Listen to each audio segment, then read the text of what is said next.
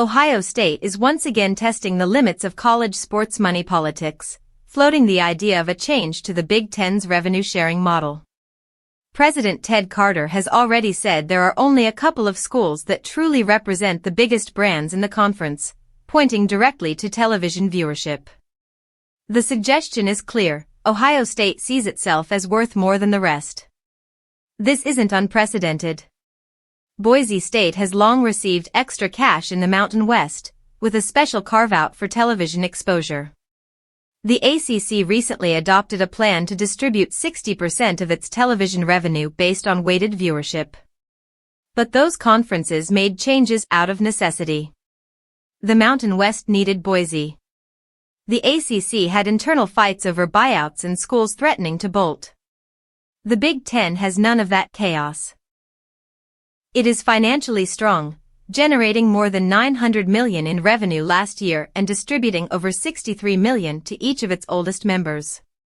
That figure already outpaces the SEC, and projections show payouts will climb toward $80 million within 2 years. So why stir the pot? Because Ohio State believes its brand power entitles it to more. Yet unlike Florida State or Clemson, who leveraged real exit threats to squeeze the ACC, Ohio State has nowhere to go. It won't join the SEC, and independence is unthinkable. That leaves bluster without leverage.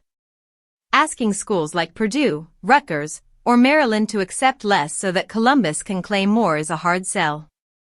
Even Michigan and Penn State would balk at subsidizing their rivals' coffers. The danger comes not from Ohio State winning the argument but from what happens if it loses. If the Buckeyes fail to reshape Big Ten payouts, they could spark discussions about creating a super league. That kind of seismic shift would be the most disruptive move since Division I split in 1978.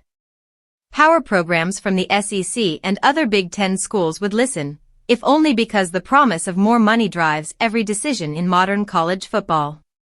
And that is the real threat. Not that Ohio State is entitled to more, but that its ambition could destabilize the very structure that has kept the Big Ten so powerful. A demand dressed up as fairness could instead fracture the unity that has allowed the league to thrive.